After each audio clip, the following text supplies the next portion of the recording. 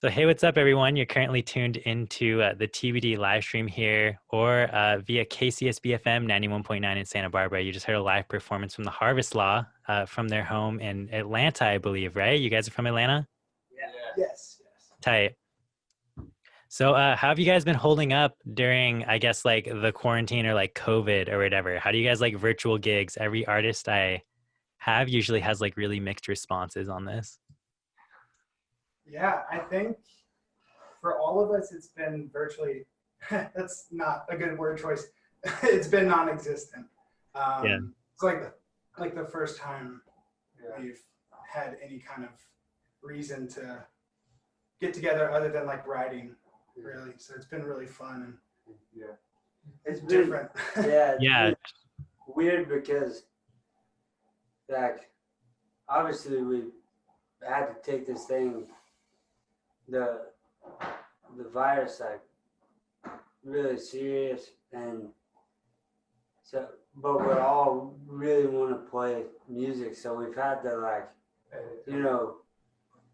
just be really selective of like and like really careful with how we're even gonna do this, and we literally I see my wife and I've been seeing them because of this, but like you don't really see anyone else. So it's kind of like a thing I want to play music so bad. I was like, let's just be careful. And like we have, and now we're doing this, but I miss it a lot. So yeah, I think sorry, go ahead, man. Oh, I was just gonna say, like, yeah, totally. I feel you, but go ahead and continue. I mean, I think for for us, like music is such a big part of our lives that you just take for granted. Like even if it's just playing a local show or whatever, or practicing weekly, that when that gets like pulled out from under you, you start feeling like kind of crazy, and you're just like, what do I do without this? And so none of the bands that any of us are associated with have been asked to do anything like this yet. So this has been like a really cool to figure all this out and like practice as if we're going to go play a show, it's been really fun. So I like it. I enjoy it. Yeah, I'm glad that I could help out with your guys', I guess, like COVID boredom and get you some action. So yeah, like we said, you guys are Atlanta based. I like to ask this question because it usually varies geographically and I like to see what people say. But I feel like there wasn't much going on in terms of like DIY, like music scene from where I'm from, just like a suburb outside of LA. So what was like the music scene like for you guys, like growing up? How did you like navigate that? So actually, this is a really good question because everyone in this shot right now is not from Atlanta. We're all from like North Georgia, if not like North Georgia mountains. So we're at least from Georgia, but there was no. But I mean, we've all been coming to DIY shows in Atlanta too. Yeah. But I mean, like so. Ben and I like have been friends since I was like 14, I think, and we were playing in like a metalcore band together, Yo, sick. And then we started like another band that was like in the vein of like screamo, emo-esque, and then through that we met Connor and Ryan, who were really good friends, and because they started coming to those shows, and then like a little after that we met Jamie, and this was all just like in the suburbs of Atlanta, like an hour to 2 hours north of Atlanta. But around shortly after that, we all started descending into the city and like playing shows here, and that just progressed like from one thing to another, and so I don't know, it's been like better part of 10 years now that we've all been playing in some iteration of a band together, That's and it's varied through like playing in like the hardcore, like punk and hardcore scene, into like the just kind of indie, more like DIY scene, like so I think that's what's kind of cool about this project specifically, is it's kind of like an amalgamation of like a lot of different types of music, Yeah, I was gonna say you can kind of like hear, because like I've seen some of your guys' other bands via social media and like check them out and stuff, and I was gonna say like this band kind of sounds like an amalgamation of like a lot of them, Yeah. So yeah, I mean, I know that like I guess Atlanta or like Georgia in general just has like a ton of scenes. You know, like there's like that Orange Twin that everybody gets into when they're young, or I guess like the Nutrimilk Hotel stuff. Then like Deer Hunter with like Cranky Records. And then are you guys familiar with Geographic North at all? The tape label? Yeah, the tape label. Oh my gosh. Yeah, the only reason I know that is not because of like the music on it, but the design work on it. So Low Noise Recordings, which is like me and a friend from Palo, his name's Jason. We started like tape label, and we only we put out one other like album, and then it kind of just died down. But I'm trying to like revive it through Harvest Law. Yeah. Sorry, let's make sure where was it going? Geographic. Oh yeah. So basically, for inspiration, that was like he's a graphic designer, and he was like, "This is the perfect design label. Like, this is so cool." So yes, I have heard of it, but that's really weird because I didn't know how. Maybe it's bigger than I think it is, but that's cool. Yeah, I mean, like I feel like what they do is like they put out like compilations. I mean, I guess they put out records like too, but they put out like Halloween compilations every year, and they just get this massive lineup. Like I actually just bought their comp, but it's really sick. It's like a two tape comp or whatever, and yeah, it's just cool. They got like their inspiration from like the Factory Records, like compilations with like New Order, how they just have like big box sets. And yeah, they're just pretty sick. They specialize in like ambient and stuff like that. That's awesome. That's cool. Yeah. So I guess we briefly touched on this. Were you guys involved in like any other scenes at all, or was it kind of just like the Georgia, you know, kind of merged together, what you were saying earlier? So we all play in a band.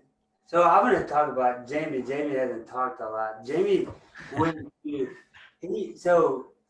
church, like going to shows at churches was like really, especially in the South, like that's where these shows would be held. And so me and Blake went to a place called The Pivot.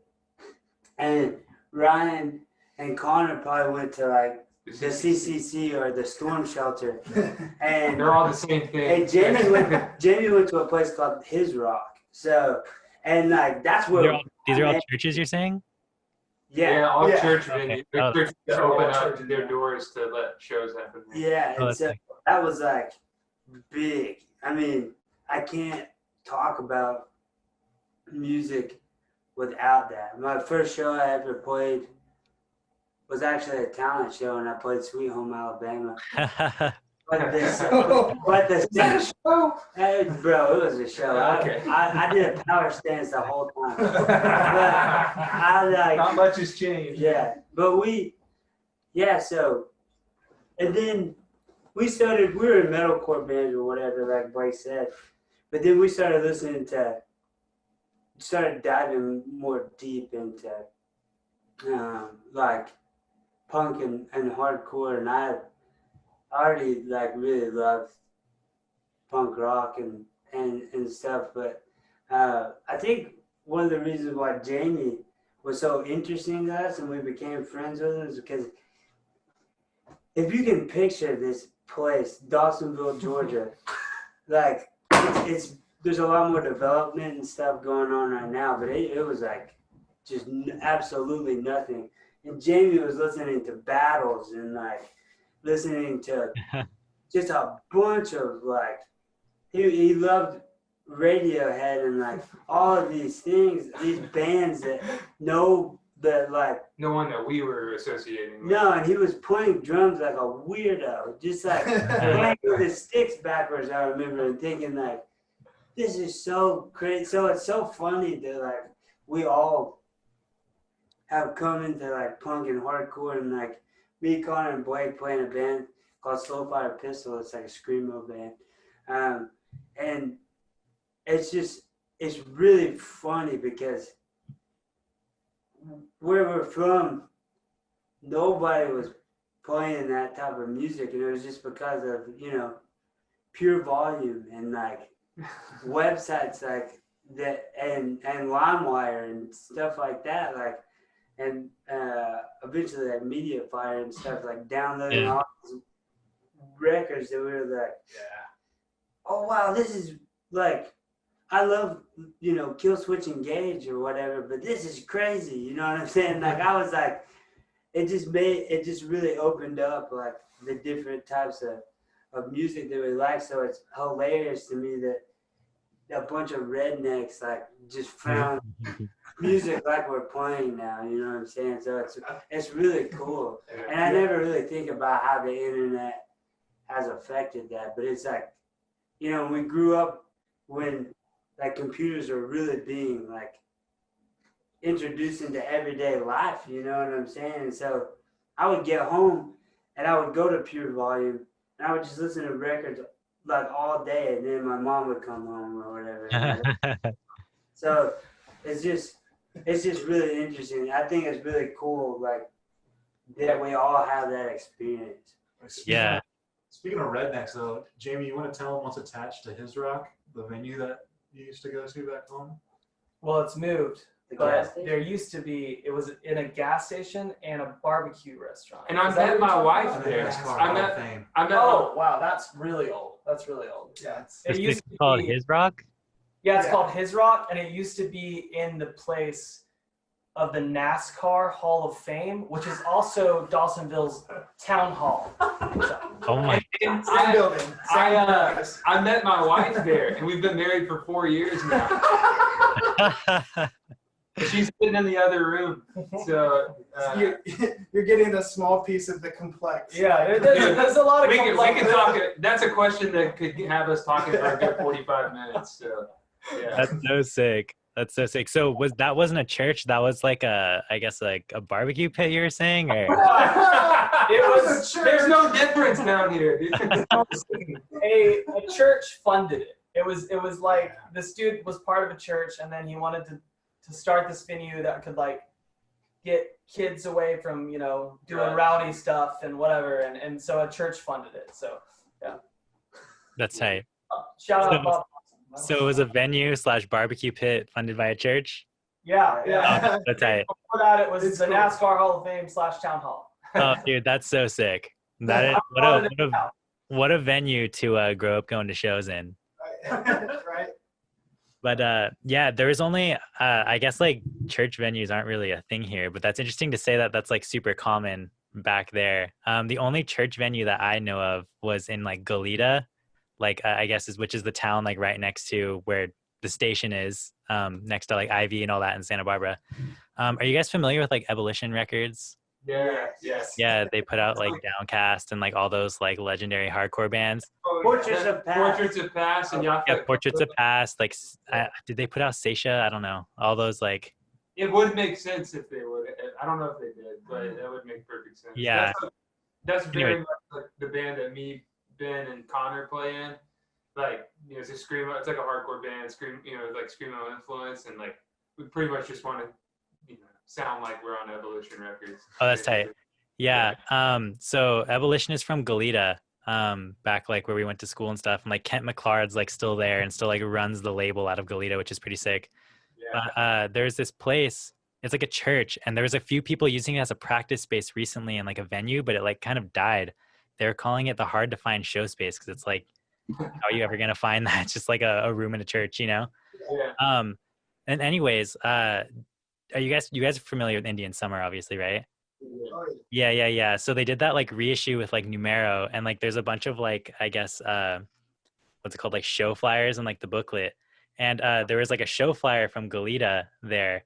And yeah, it's pretty sick. It was like in that church that like these people were using as like a practice space. And I was like, oh wow, that's like that's crazy that this was like such a popular space back then. That's awesome. Before a few other ones opened. So that's like the only church venue that I know of, but that's sick, dude. Yeah, it's funny, like especially down here. Like my mom still lives in the little town where Ben mentioned the pivot. Like that's where him and I live. And you know, I started going to shows there when I was like 13 or 14. And the first place was just like this little room. I think it's like a factory now of some, or manufacturing, you know, site of some sort. But it's just behind a gas station. And like every time I go up there, I just look at it and I'm like, none of these people have any idea, nor would they care if they even knew. But you know that like at any given point there would be like 300 people packed into this room for whatever metalcore band. Yeah. Like Saturday night, you know. So it's just cool to be like, I know that little bit of like trivia about this place that not many people know. Oh, for sure. Yeah, that's so sick. So, anyways, the Harvest Law. What can you guys tell me about that? How this thing all start? Like, how would you guys like get all together? And like, is it a solo project or? Yeah. So yeah, we started out. I guess I'll go back a little bit further before the Harvest Law.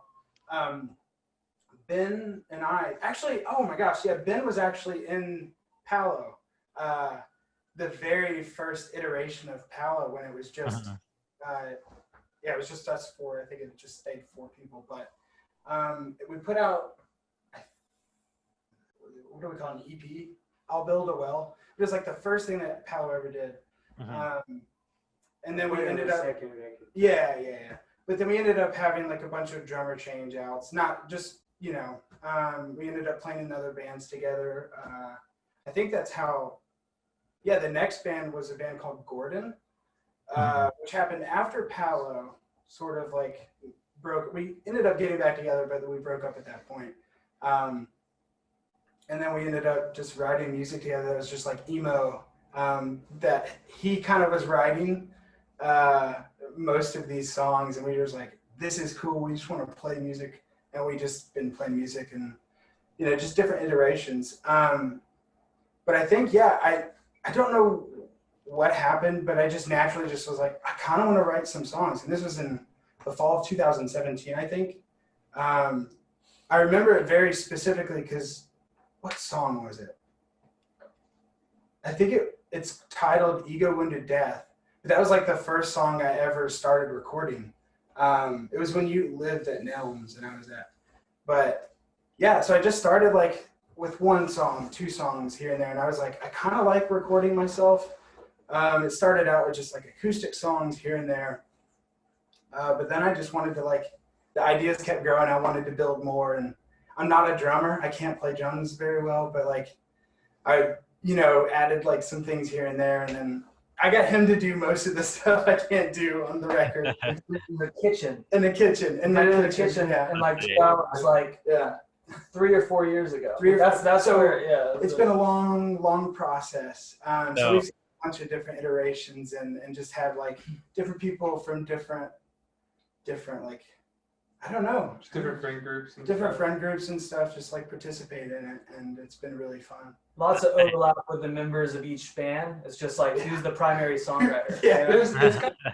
It's kind of funny because like there's just a group of people down here that I think everyone else, whether like we all have some level of involvement in like the hardcore scene, or then we all have some level of involvement, like I said, like just like the indie scene or whatever. But I think there's this among people in that, there's like this funny thing that they can't keep track of like who's playing what in what band that we're all in, because we all just kind of like revolve, it's just like a revolving door of like people playing, and whether it's like Ben's solo thing or Connor's solo thing or Slow Fire, or they were in another band with our friend Matt that was like really incredible. It was kind of in the same vein as this. So. Yeah.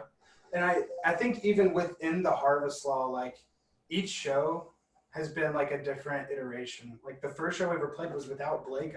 Was it without you? Yeah. It was without Blake. And then Ryan was playing bass, and the second show was with Blake, and then now it's a different lineup. And it'll probably be a different lineup. Oh yeah. Again, at some point. I love the freedom to be able to like ask people to play like, hey, do you mind playing this on this song? Like, I don't know. I think it's really cool. And if the next couple of songs I'm working on are, more just like what I'm doing, what I can do in my own time. Cause I have a lot of downtime. Yeah. I work from home, and this has helped me so much. So thank you. But yeah, so I'm just trying to do as much as I can, like recording. So I'm trying to get better at drums and things like that. Recording to cassette, the next song. So I've learned it's a little more forgiving, or I don't know. I just really like the tone. Not forgiving, maybe not forgiving, but I love the tone of cassette. So I'm definitely exploring that right now. But yeah, it's in terms of like what it will be or what it has been, it's gonna keep changing for sure. Yeah, that's sick. So I was gonna ask right now, how you arranged the songs to perform as a band, because I honestly thought it was just Connor doing it all by himself. But I mean, it sounds like you guys are all doing this together, anyways. So Yeah. So yeah, we kind of. This is kind of like what you've done for your solo. So it's kind of like. So the songs, I guess the songs obviously don't sound the way the record sounds. This performance was, definitely, you can tell they're the same songs, but they're just definitely different things. That I've added some things to certain songs, changed the way the structure is for certain songs, and that's just the way this certain show is. And I think that's really cool because I'll never be able to replicate something like this again. And that's because that was the whole challenge with doing this remotely and recording film and stuff, is to how do we capture this as closely to the imperfections and all this as a live show would be, but still, well, even, play it. Yeah. Even before this, when we would just play when Harvest Law would just play a show, it's all songs that, like Connor said, he just wrote in his spare time by himself with very stripped down things. So he would come and, at least for guitar and bass, he would kind of here's the song, and then it would evolve from there. And then Jamie could kind of take it from there and add drum stuff to it. So the songs live very rarely, if ever, sound like they do on the recording, Yeah. I mean, that's sick though. I mean, I feel like I'd prefer a show that doesn't sound exactly like the recording, because I mean, you have that at home already, you know what I'm saying? Yeah. Sure. Yeah, that's tight. So I know you guys were mentioning that you guys, I guess, were all in other projects and stuff. And when I found you guys on the Flenser Facebook page, I know someone mentioned Palo, and you mentioned it briefly. So can you give me a longer story about that band? How did y'all start? Yeah, it's kind of funny. He needs to. Yeah, I'm gonna let him do this. No, so I got a drum set. I'm a guitar player. I'm not a bass player either, but I got a drum set, and Josh McIntyre has been a friend of mine for a long time, and he is another person from a really small town, but Josh was always into heavier music. And so he was he got an amp and everything, and we just play really distorted guitar, and we'd play slowed down, because I remember the first day I went to his house, we were just jamming, and I got blisters and was bleeding all over the drum set, and we had so much fun, so we just were let's start a band, I guess, I'll try to learn drums. And then we started practicing with Connor and Jason. Yeah, with Jason, and we did it in Jason's house. Jason still lived with his mom, and we did it every week. We were doing it a lot, and I think Jason was playing keyboard at first. yeah. We didn't even have bass. We just had 2 guitars, keyboard, and drums. And he didn't really even play bass. It was just No. It was kind of what happens. You hear kids talk about starting a punk band or whatever, and they don't know what they're doing. But we all really love music, and so we had all started listening to Red House Painters and Level and stuff like that, and Songs of High, and Coding was a big one. Yeah, a huge one. And the song Lost Leader, honestly, was that song was one of the reasons why we wanted to play music like that. And so it took a really long time for us to actually figure out what we were even going to sound like. But I couldn't play drums, so I just was if I just do that, I can play it, I was trying to coach you. Yeah. And so it was just it was really cool. And then I got to the point where we put I demo and then like a record out, and then I just wanted to work on my own music because I'm selfish in that regard. So I quit. But then after I quit is when they put out like an actually really amazing record, and it's a record I think people should listen to. It's really cool. But yeah, so they had like a bunch of different drummers or whatever.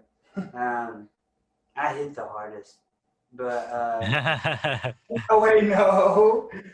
Okay, so we finally, oh boy, at the very end of Palo, when we were like, okay, we're gonna try to do this again, you know, and play some shows and stuff. We got him to drum, and I think that might have been. oh Blake was Palo here. show. So we finally, yeah, he really like. I've practiced so much with you guys, and we only played 2 shows. 2 shows. Yeah, so it ended up like falling apart after that. It just. What was the farewell show? But it was really Yeah, we had like 2 or 3 shows and then it just kind of fizzled out. So we played a last show. Yeah, so I think Harvest Law was a response to that. I was like, okay, I need to, going back to the previous question, I was like, I need to kind of figure what the heck I'm going to do. Because I do have this, like, I feel like I have these songs in my head and I like, you know, I have to have a use for them.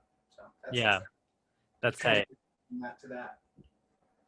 So, when I did find you guys on the Flenser Facebook page, I guess so. I just keep referencing that because I just do like research into everything that I like start playing on the show and stuff. I read that Tom Waslook had put out one of your guys' tapes, like from Planning for Burial. How did that happen? Yeah, that was really funny. I think that was when Ben was still in the band. For some reason, so Josh, we played a show. Yeah, we played a show in Alabama, in Birmingham, Alabama, with Planning for Burial. Which was really cool. I think Josh, the guitarist in Palo, had reached out to the guy who's putting together the show. I think it's our friend Chance from Birmingham. But he was like, oh, it's full right now. We'll let you know. There's some noise artists and stuff here and there. We were like really wanting to play. Josh was like, okay. So he kind of just like, I don't think he would be ashamed to admit it, but he like pestered and was like, it'd be really cool. Like if anything happens, let us know. Because we were just like wanting to play shows. I think at that point, because this is at the beginning of Palo. So he finally, I think a band dropped, and we were like immediately yes. So we made the drive. I think it was pretty last minute. It was like within a week we had to make the plan to like drive all the way to Birmingham in a day and then come back. I think I was in school, so I'm pretty sure I had to be back for class the next day. So, it was really fun. But yeah, I think we struck up a friendship with Tom from there, and I think we kept sending him songs and kept in touch. And like, okay, yeah, definitely want to put this out under Glowing Window Recordings, I think so. That's sick. So it all just started being a show. Yeah.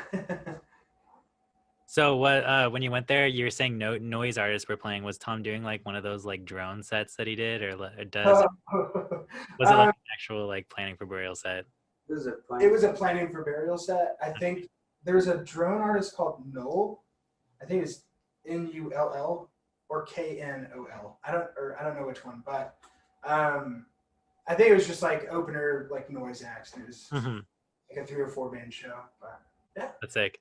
Yeah, the only time I've seen Planning for Burial was at like this DIY, and it was like right before he was I think there was like a Flenser show in LA with like Have a Nice Life and like, you know, Sprain and all that. So it was just some gnarly Flenser show that like I ended up not getting tickets to. But my friends in Sprain were like, yo, like we're gonna have like a Planning for Burial set, but he's gonna be doing like a drone set. So yeah, that was the only time I saw him was like at that DIY. He was doing like a drone set, but yeah, it was still super sick. Yeah. I had a friend that went to that. Was that in LA or near LA? Yeah, it was in LA. It was at like the Rexen, some DIY that kind of died, but like anyways. Yeah, that's cool. Yeah, so how did Palo end, and like what is everyone up to now? I mean, I guess you guys kind of already said what you're up to now, but like how did that end? It ended. I mean, it ended fine. Like we're all good friends and stuff. Yeah, like as far as the what caused it to end, I think it was just like, well, and I like joined just at the very end to play the last few shows with them, but it just seemed like everyone had their own stuff that they were doing, like Josh and Mayovich or Malevich, and then Jason is like a really incredibly talented graphic designer who works at an agency, and it's like, I know at that time he was feeling like really overwhelmed with work, and then Connor and I, played in Slowfire. So I think it was just like, as much as fun as it was for like Paolo to play those shows, I think it was just everyone was like, maybe it's just time to. Trying to speak for you guys. No, I think it everyone's really. heads were just in different. Yeah, places. I think it just became like a bandwidth type thing. Is like we all had so much limited space to like. We all. I mean, like I think some felt that more than others, but we all generally felt like, okay, this was fun, but yeah, we're on to doing new stuff. And I think pretty shortly after is when Harvest Law was like pretty. It took a while. Yeah, it got serious, but it just took forever to record. Yeah, so I guess it was kind of just time to lay Paolo to rest. Seemed like the natural time to do it. Yeah, it did. It did. It was really cool to be able to play those songs. We got to play a couple songs like we've never played live for the first time. I think it was the last show. And we got to do that, which was really cool. We would never have been able to do that if we didn't like try to play some songs. Yeah, that's sick. Did you guys have like a following down there? Honestly, no. No. I mean, like besides like our, the close group of friends at the bakery. I'll talk about that venue for a second because it's amazing. It's no longer where it's at, where it was, but it's like relocating. But truly, yeah, through that place. Yeah, I mean that venue just is like it was like, I don't know, for the last few years it's been a cornerstone for like all DIY music in Atlanta, like from all corners. Yeah. So I think there to Connor's point, there's some people through that who cared a lot about Paolo, but generally it was a very underappreciated band in Atlanta. Yeah.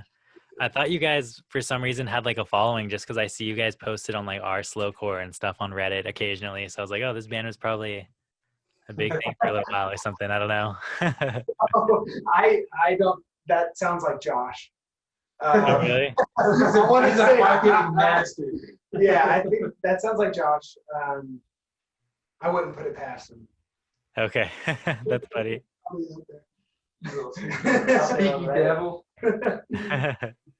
So I saw too, or you guys mentioned too, that you play in like the band Slowfire Pistol. I posted the Harvest Law on our Slowcore, and someone was like, yeah, I really dig this band because of like the Slowfire Pistol connection or something like that. Yeah, what can you guys tell me about Slowfire Pistol? Wow, yeah, that's funny. Small world. Yeah.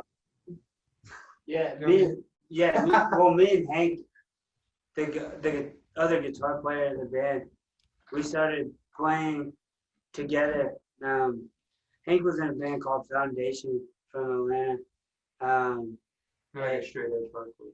Yeah, and Hank actually became friends with me and Blake when we played in like a band called Antpile, but we played in that band, and not that many folks like in Atlanta were playing like screamo or whatever, so it kind of caused attention. So we became friends because Hank, he's into hardcore and stuff. He he played in that band Dead in the Dirt as well, which they were on like Southern Lord and oh, that's crazy.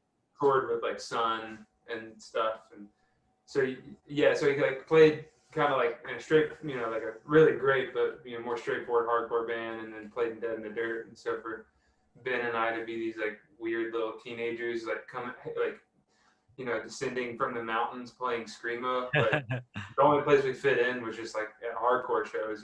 He was like instantly kind of gravitated towards us, and that eventually, when Antpile broke up, like that eventually turned into like me, Ben, and Hank, and at the time our friend Lucky, who played in a band called Abuse of Power, all like doing the first few Slow Fire records, like the demo, and then we had an EP, and then like a 12-inch EP that we put out as well. But then Lucky just got super busy, and kind of went a different direction, and so Connor joined then, and yeah, it's been, I mean, that's been like just a really fun thing to do, and we put out a split.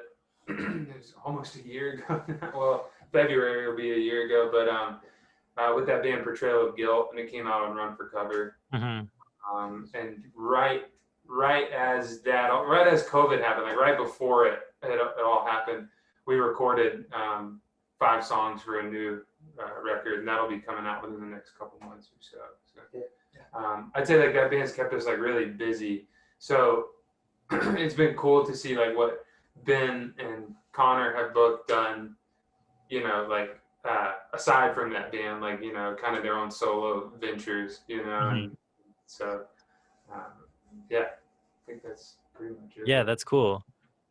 So I guess you were saying that this was like a thing since you were like teenagers. Was it always Slow Fire Pistol, or did like your guys' just experience in Screamo kind of like eventually lead you with these other people to Slow Fire? So like for me personally, the band that Ben mentioned that we were in, it was called Ant Pile. Ant Pile, okay. Yeah. Ben introduced me to things like Screamo and like 90s emo and things like that. Because he was like into it, and he's a little older than me, and so like I was like 15 or 16 when I started playing in that band with Ben. And for a local band, we like played a decent amount, and never really made it out of Atlanta or anything very much. But they were a band for like 5 years. Yeah. And so I think we always knew that we were going to start a band with Hank Pratt at some point. So once Ampile quit playing, it was like less than a year after we started writing songs for Slow Fire Pistol. Oh, that's sick. Yeah. So you mentioned your split with like Portrayal of Guilt. Like they're insanely huge. Like that's insane. So how did you guys get that split with like Run for Cover and stuff like that? We just became friends with them. We played a show with them in Florida. Well, they reached out to us. Just because of the style of music that we play, it's not like there's a plethora of bands playing that kind of music right now, Yeah. There are, but like, they just reached out to us, and they're like, hey, like, essentially they were like, we're doing a full US tour. Like, you guys are open to do as much of it as you want. And because we just have never been like a full-time touring band, we're like, we'll do 3 shows with you in the Southeast, And so we played like Florida and then Atlanta and Tennessee with them, and just hit it off. And then when they were on that tour with Skeleton Witch, we went and saw them. And they stayed at my house. They stayed at Ben's house, and I think that's where the idea of the split came from. Or Matt from Portrayal of Guilt brought it up with you. Yeah, so and they're just we have a lot of fun with them. Like anytime we've ever played with them, and we should get along really well. Yeah, and that's one of the best things about being in a band is like meeting people and just being able to be goofballs. And we got snow cones with them. Yeah, which we went and got snow cones with them in South Carolina, Columbia, South Carolina. So we walked up, and there was a flavor called POG. Like a snow cone flavor called POG. We're like, how do you guys already have your own signature snow cone? So funny. But as far as Run for Cover, I think Matt just has a relationship with them, and we were like, hey, here's our song, like do what you will with it. And then he just texted us one day and was like, it's gonna come out on Run for Cover. And we're like, okay, that sounds good. Yeah, tight. So he kind of handled all of that. That's sick, dude. Well, yeah. Slow Fire Pistol is really tight too. So it's cool to see that you guys are staying busy with that as well. We're trying. We haven't practiced since March. Oh, really? I think we're about to have our first practice like in the next week or two, and try to relearn every single song we've ever written. But new music coming out, and that'll be fun. Oh, that's what we like to hear. So for anybody listening, keep an eye out for the new Slowfire music coming out. So Malavich, what can you tell me about that band? I know you mentioned it briefly. Yeah. I don't know. I mean, I know the people in the band, Sasha, who drums, Daniel, bass, and Connor, who joined on guitar. That kind of, yeah, he's got to go to the restroom. Take a phone call.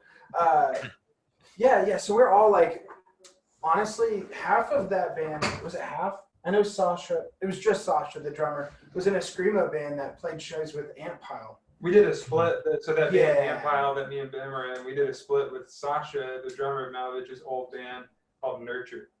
Yeah. And they were from Athens, which is, you should, I mean, you can listen to Ant Pile if you want to, but you should go listen to Nurture because that band was great. Nurture? Nurture. Yeah. Check They them out. also did not get the following that they deserved.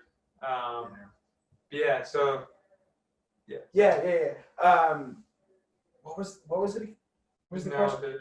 Oh, yeah. So we're good friends with all of them from like previous bands and stuff. Mhm. Actually, this is a weird thought that I had. Was the last show that we got to play with them? It was y'all. Yeah, Portrayal. Yeah, the very we got to play with. There was like a Friday where like COVID was like going down, you know, like I remember, yeah. Everybody was like, yo, what's going on? And we were supposed to do a tour with Portrayal of Guilt, and we had just played in Columbia on that day. And we were like, do we play the next day or not? Do we cancel all of this? And we went and we played the next day on Saturday in Atlanta at the bakery with Malovich. So it was Slowfire, Malovich, and Portrayal of Guilt. And I joke around and say like that was the last show on earth because it felt like everything really ended on that Friday, and we probably shouldn't have, but we played that show on Saturday, and then everything got canceled after that. You know? Yeah. Yeah, it was with Malovich. It was a great show. Really if that's the last show that I ever played, it was a good one. Yeah. To go out. Yeah, that's tight. I mean, at least you got to end off with a bang, dude. I just remember that fateful day I had to hit up every single artist I had booked for the next like 3 months and be like, guys, I'm sorry, this is not happening again, or not happening right now. It's rough. We were supposed so to play. bad. We had bands touring from like Connecticut and like Tennessee, and I'm just like, yo, guys, I'm sorry. And I could already tell they were probably getting that all day, you know? So Yeah. That's what it didn't like for us. We were very fortunate because we were just going to play like Birmingham the next day or something. Yeah. The last show was in Atlanta, so I was like, oh, everything's canceled, but we're home. Joe Guilt, they live in Austin, Texas, and they just got stranded in Atlanta, basically, you know, and like yeah, they stayed with Connor and Ryan for like a long time, and they were like, guess we just gotta go home now. Like I don't really know. Yeah, they just got it canceled. And, yeah, that's brutal though. Anyways, I'll have to check out Malovich and Ant Pile too. Yeah, tons of band wrecks. Proceed with Yeah, for real. Anybody listening is gonna have a heyday looking into all these bands. Right? I hope Get so. your I hope pen and so. paper out. Yeah, get your pen and paper. Start taking notes. You can find this on the archive later if you got to go back. So we're getting close to wrapping up the show here. I just have like a few more questions. For anybody listening still, you're tuned into KCSB FM 91.9 Santa Barbara, or you're on the stream. So I like to ask this to everybody. Has the pandemic influenced your creativity in any way, or opened any doors, or like what has it done for you musically rather than just, I guess, canceling shows and making you bored and all that stuff? Yeah, I think that is something I've had nothing but time to like sit and reflect on, like what's happening right now and what's going on, like with how it's shaping each one of us.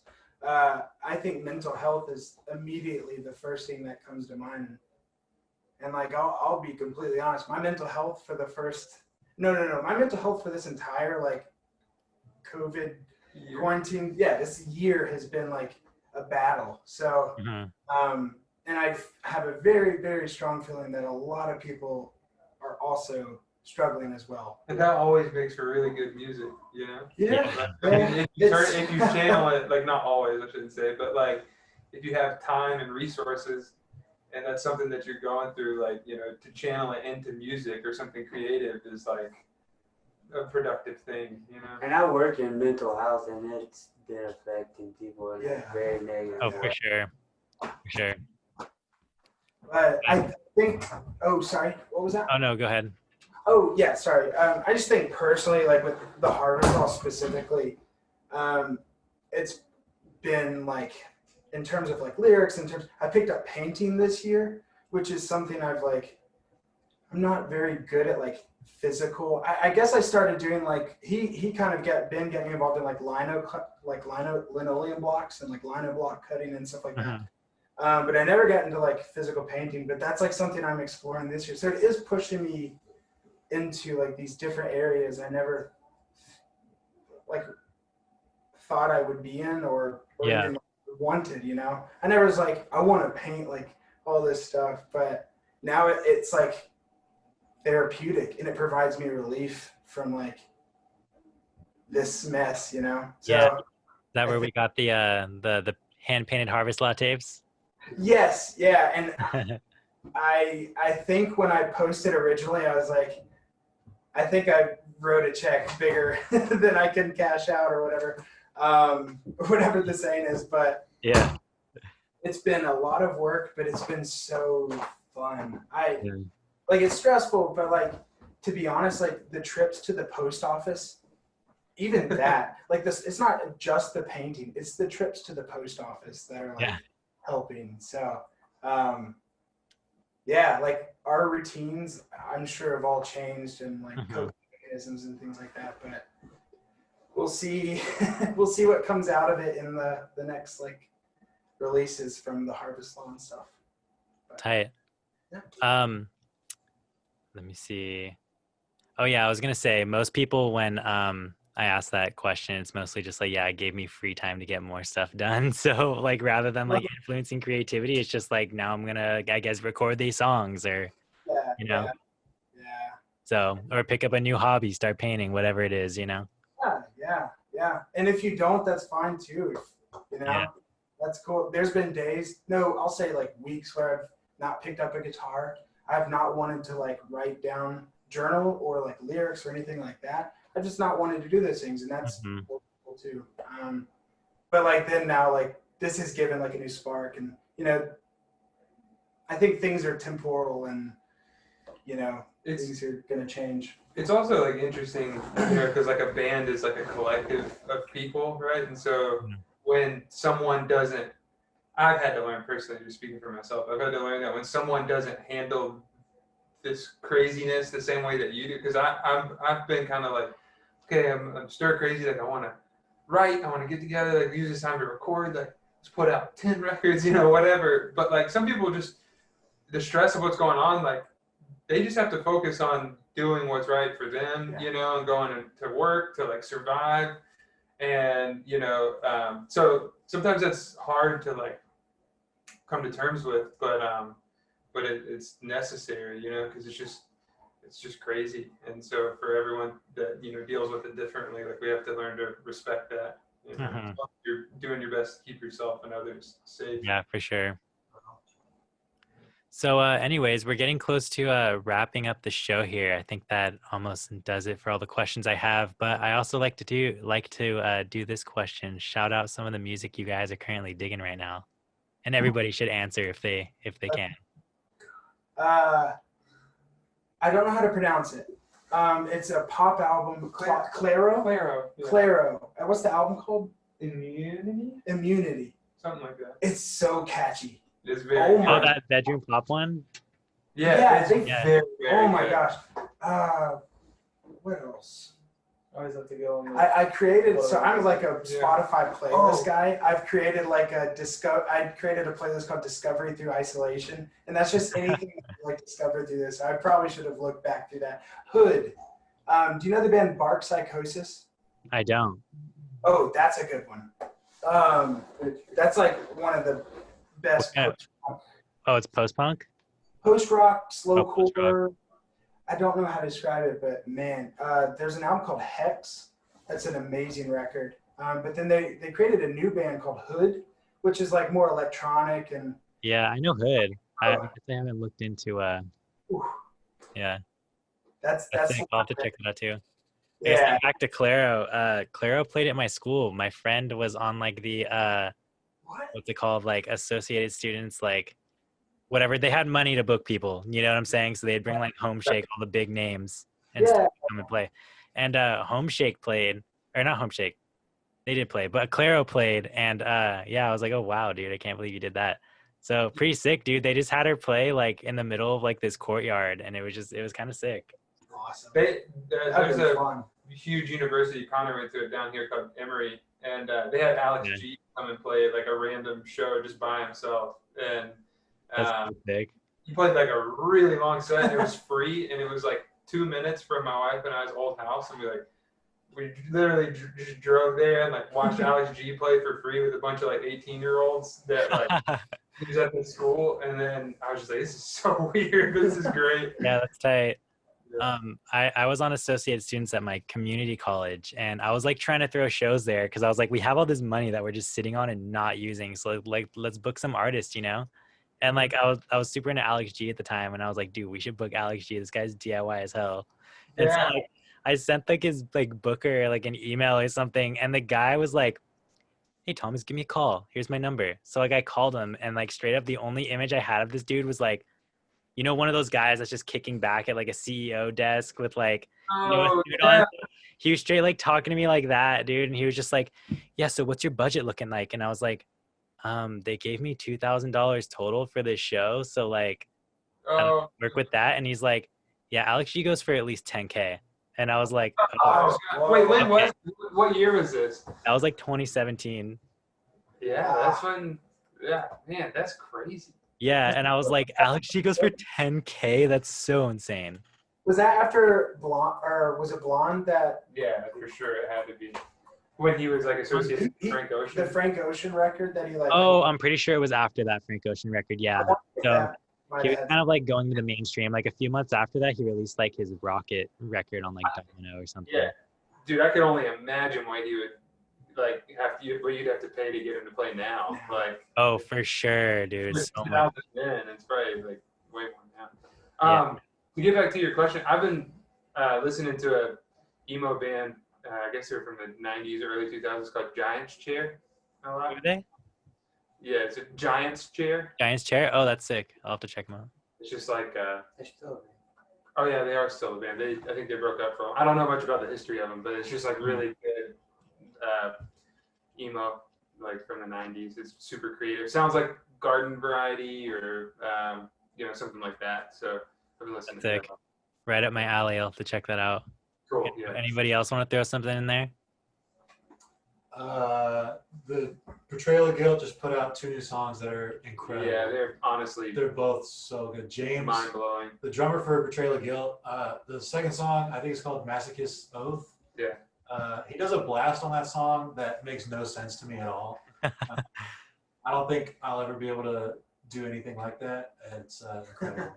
That, and then the Land of Talk record that she put out this summer, the new Land of Talk record is incredible. Yeah. That pretty much the whole year since she put it out. Yeah. What about you, Jamie? What weird music have you been listening to lately? he's pulling something very obscure out from the. I've actually been listening to Polvo's discography. Oh, yeah, okay. So that's Classic. Also, I went through this weird phase where I was listening to a lot of Sophie, and that's good. This weird pop music. Yeah. PC music, stuff like that. Yeah.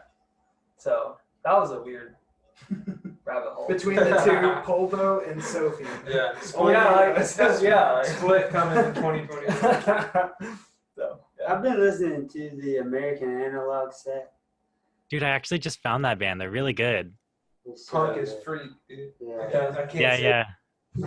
Punk is free. Yeah, I really love that band a lot. And been listening to what was I gonna say? I've been listening to Michael McDonald just. I know. But me and Blake recently started listening to this band called the Blue Nile, and a guy named Paul Buchanan. He was like the lead singer of that group, but and Joni Mitchell, like a lot. She is one of the best songwriters. Oh yeah, fantastic. Yeah. She's fantastic. It's kind of incredible. I think my mind gets blown every time I listen to it. It's really beautiful music. Mm-hmm. When she was so young on some of those records, it's ridiculous. I honestly can't believe it. And Arthur Russell. Yeah. I actually have a funny story about American Analog Set. So you know those people that just knock on your door to try and like sell you something? Yeah. And so like they'll like part of their tactics is like try and connect with like whoever they're talking to like via some way. Well the guy like mentioned music and he was like, you look like you listen to Duster. And I was like, dude, how'd you know how to rope me in, dude? Because now I'm gonna talk to you. I'll buy whatever. Yeah, seriously, I was just like, you shouldn't have done that because now I'm not gonna stop talking to you, you know? So I was just like probably talking to him more than he was like trying to even be able to sell me anything, you know? And he's like, have you heard of the American Analog Set? And I was like, hell yeah, dude, hold on, I gotta go get you a button. So I went and got him a button for my radio show, and I was just like, dude, tune in. I'm not gonna buy any of your stuff, but like listen to my radio show. I was gonna say, it would be really funny if you were like, so then I ended up buying a really expensive life insurance policy. You knew who Duster was. Yeah, right. He was like trying to sell my dad a roof or something, like a new roof or something. And you imagine just like, now I got a new roof, dude. Got me with Duster. He gets everybody with Duster. Yeah, right.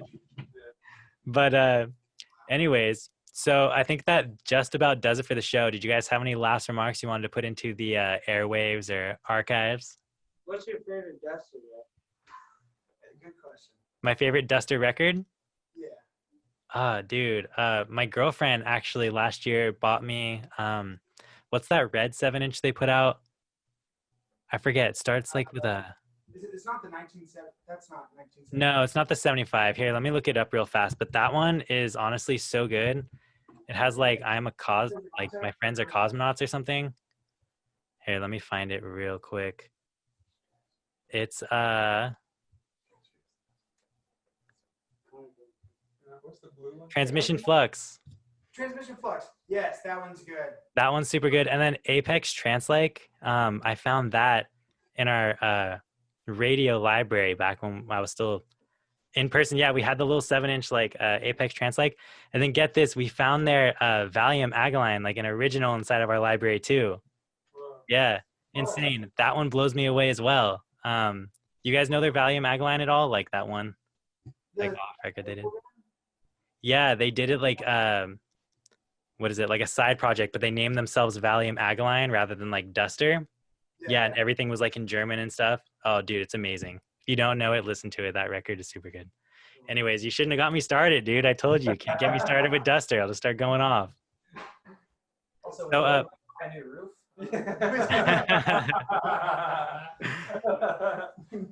So, where can people keep up with all your musical endeavors? I guess everybody, if anybody has their own project, just start throwing them out there. Oh, Harvest Law's on Instagram. I don't do much. I mean, I have a Facebook page, but it's hard to update. I don't know. So Instagram, it's just the Harvest Law. I have a YouTube channel. It's just under my name, but I'll be doing like. There's some videos on there. Probably have to make private first. Give them a good 30 minutes. Yeah, give me 30 minutes. This isn't like I don't know. But, yeah, maybe YouTube under my like personal name if you can find that out. I'm not gonna say that right now, but that like Instagram's gonna be the main thing for Harvest Law. Right, so at the Harvest Law on Instagram. Yeah. Hit them up. And same thing with pretty much any of our bands. Slowcore Pistol on Instagram. It's probably the best place to keep up with them. Tight. Oh, and he's quiet. I don't know why.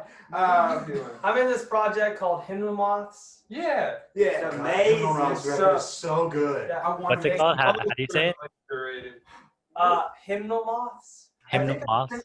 Yeah, Thomas, I sent you I hope I did. It came with the cassette. The pink. The pink one. Yes, I have yet to listen to that. That's yes, cute. he is the drummer, and he does like keyboard and he sings It's on like a it. two-piece. Yeah, it's just a thing. two-piece thing. It's kind of on like hiatus right now because the other member, he used to live where I live, but he moved to New York. But yeah, that's both. We have 2 records and like a remix cover album, and they're all on Spotify. If anyone listens this far, look, I feel so stupid that we didn't mention. It's like crazy. literally out of all of us, it's probably like the best. It's amazing. It's really amazing. To piggyback off of that, though, I don't know if they would say anything about it, but I mentioned it earlier. We have a friend named Matt, and he wrote a bunch of songs. It's like it's the equivalent, like it's Matt's Harvest Law, like his songs that he used his friends to kind of like, and it's called Sylvia's Son. I think that's on Spotify. Sylvia's Son? Sylvia's like plural son. Sylvia's Son. Like S-U-N's, yeah. And amazing. did I say plural? I meant possessive. Anyway, yeah, it's like Jamie playing drums, Connor playing guitar, Ben's playing bass, and our friend Matt playing guitar and singing, and it is that and Hymnal Moths are just like light years better than any other thing any of us have ever been a part of. Matt's the best songwriter that I know. Yeah. And He's also a freak of nature. he's one of my best friends. But yeah. Dope. I'm gonna have to check that out. A long-winded answer of things to check out. Heck yeah. So before we head out and get out of people's hair, I have one more question that I like to ask everybody. My dogs are going off, so sorry about that. A rat is going to jump into your mouth, head or butt, and why? So do you want this rat? It's not a question. The first part, it's just gonna happen. It's gonna happen. No question asked. Gonna happen. But like, how would you take it? Do you want this rat to go head first into your mouth or butt first into your mouth, and why? No, is the rat head first or Yes. just? Wait. I thought you were asking how my rat to go into my head or my mouth or my butt. Dude, okay, that question, honestly, I need to figure out how to reword it. Are you guys familiar with this band called Gun Outfit?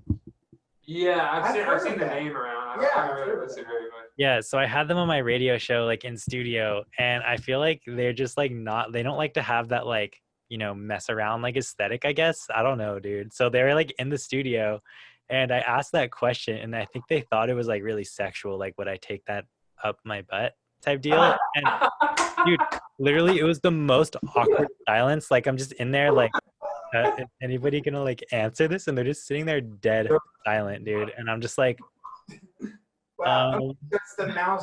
It's the position of the mouse. The head. Yes. Yes. Or is it It's rat? going in my. It's a rat. If it's a mouse, I'll take it butt first. If it's a rat, I'll take it head first. But then you have the tail.